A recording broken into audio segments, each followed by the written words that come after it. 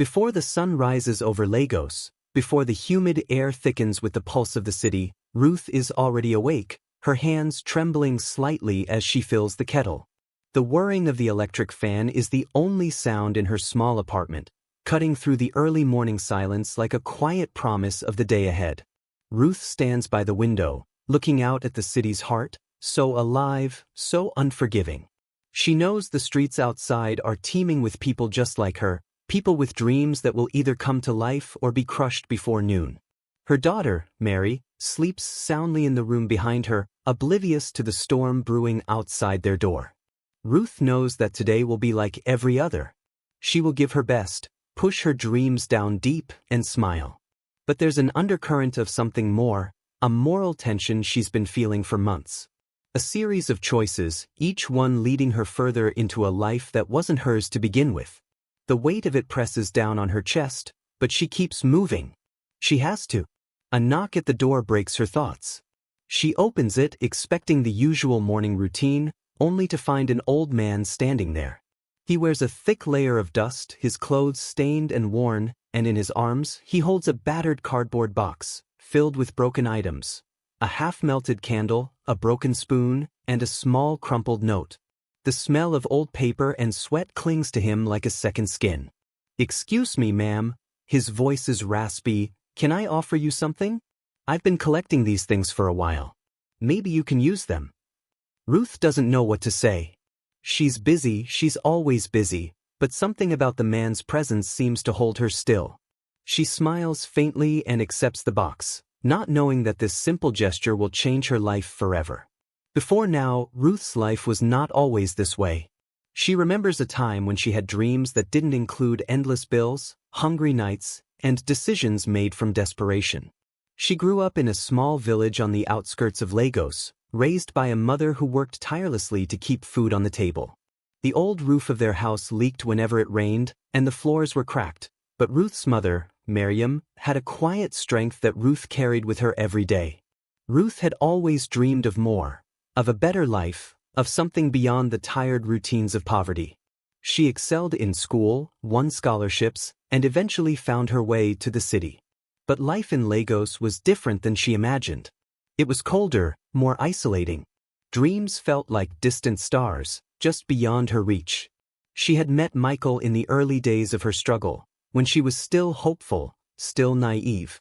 He was charming, handsome, and seemingly sincere. They married quickly, Ruth not realizing that she was trading one set of struggles for another. Michael worked in corporate, climbed the ladder with ease, while Ruth stayed behind, quietly watching the years pass. The promises of better days never came, and soon Ruth was living in the shadows of her own dreams, her soul choked by the weight of unmet expectations. Her mother's death 2 years ago had been the final blow. Ruth, a single mother now, had no choice but to continue. But with Mary gone, she had nowhere to turn, no one to speak the truth to. The loneliness she had once fought against crept in with quiet persistence. Every day, she faced the same challenges: finding food, paying rent, keeping up appearances. It was at the corner market, under the soft glow of the streetlight, that Ruth first saw him, Joseph. He wasn't much to look at, hunched over with age, a cardboard sign in his hands that read, "I am looking for work. Will trade my services." She had seen so many people in the city like him, but something about Joseph's quiet eyes held her longer than usual. He smiled at her when she walked past, his voice soft. "It's a beautiful evening, isn't it?" Ruth hadn't expected to feel a flicker of connection from a stranger in the street. But there was something in his gaze, something that felt like it saw her, not as a mother, not as a worker, but as a human being. Over the next few weeks, Ruth found herself stopping at the market more often, buying a few odds and ends from Joseph, exchanging pleasantries. The conversations were simple, but Ruth felt something she hadn't in years, a sense of being seen. The city's endless rush and noise faded in those small moments with him. But the connection came with a sense of fear. Ruth couldn't afford distractions. She had Mary to care for, rent to pay, and a future that depended on her staying focused. Yet, despite the logic, there was something about Joseph, his calm, his humility, that made her pause. The relationship between Ruth and Joseph deepened slowly, tenderly. He wasn't much, just an old man with a simple heart and a deep, steady kindness. But in his presence, Ruth felt lighter. Their conversations were always slow, measured. He spoke little about himself but always about the world around them, the city, its people, the forgotten ones. His words were like water on a parched soul. One afternoon, as they sat on a bench near the market, Joseph turned to her, his face suddenly serious. "Be careful, Ruth," he said quietly. "Not all that shines is gold. People can become too hungry for things that don't matter. You have to stay true to what is inside you." Ruth nodded, but she wasn't sure she understood. Life in Lagos didn't allow for purity or idealism. She had learned to survive, not to thrive. But Joseph's words stayed with her. Meanwhile, her husband Michael's influence over her life grew more toxic by the day. He was rising in his company, making promises he had no intention of keeping. Ruth had seen it before. He would sacrifice anything, even her, for the sake of his ambition. Yet, Ruth continued to play along, torn between the loyalty she still felt for their family and the reality of his betrayal. It all came crashing down on one ordinary evening. Ruth sat at the dinner table with Michael, Mary sitting between them, her bright eyes unaware of the tension. Michael handed Ruth a small velvet box. "I have something for you," he said with a grin that didn't reach his eyes. Ruth opened it to find a stunning ring, the sparkle of it almost blinding. Before she could speak, Michael dropped his words like a bomb. "I've secured a promotion, Ruth. But there's a condition. I need you to," his voice faltered as he looked at her, "sell yourself to the city. It's a tradition, you know, a wife's sacrifice to prove loyalty." Ruth's hands trembled as she dropped the ring. Her eyes blurred with unshed tears. She couldn't comprehend what he was asking. The cold reality of Michael's betrayal washed over her, and she could no longer hide from the truth. Her body collapsed under the weight of it all. Michael's demands, the moral degradation she had been silently accepting. For the first time in years, Ruth allowed herself to cry, the tears coming in torrents. The dream she had been working so hard to keep was a lie, and the world she had built around it was crumbling. Ruth was silent for days, her mind spinning with the raw betrayal she had just witnessed. But beneath the anger and heartbreak, a plan began to form. She had to act, to take control, and make a move that would free her from this cycle.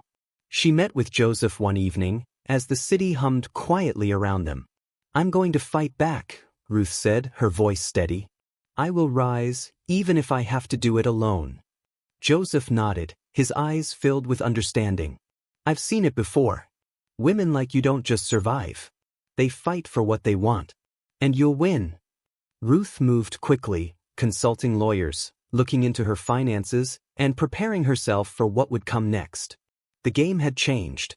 She was no longer the passive bystander in her own life. She was the player now, and she would not lose. The showdown happened in a sleek corporate boardroom, where Michael sat confidently beside the CEO, ready to sign away his soul for the promotion. Ruth entered, calm and composed, her legal team behind her. The air in the room thickened as she revealed the financial and legal discrepancies that Michael had been involved in. The CEO's face faltered, his moral compass breaking down. Ruth's evidence spoke louder than words. As the board members shifted uncomfortably, Michael's smug expression turned to one of guilt. "I've won," Ruth said softly, not with triumph, but with a quiet dignity. The city was quieter now, as Ruth and Joseph walked through the market one afternoon. The sky above them was clear, and for the first time in months, Ruth could breathe. Joseph turned to her with a gentle smile. "You did it, didn't you?" "I did," Ruth whispered, feeling the weight of it all. They sat on a bench, and Joseph passed her a small gift wrapped in newspaper. Inside was a simple, hand-carved necklace. It wasn't much, but it was everything. It symbolized the quiet victories that could never be seen in the eyes of a city that only measured success by wealth. Ruth stood at the window once again, looking out at Lagos. But this time, there was peace in her heart. She had lost so much, but in the process, she had gained something far greater. She introduced Joseph to Mary, who now looked at him with the same quiet understanding Ruth had seen in his eyes from the beginning. This man, this humble old man, had become the anchor she never knew she needed. Sometimes, Ruth thought to herself, the greatest victories are the ones we win within. The city around them buzzed with its usual intensity, but Ruth stood firm, grounded, ready to take on the next chapter of her life. With hope. With dignity.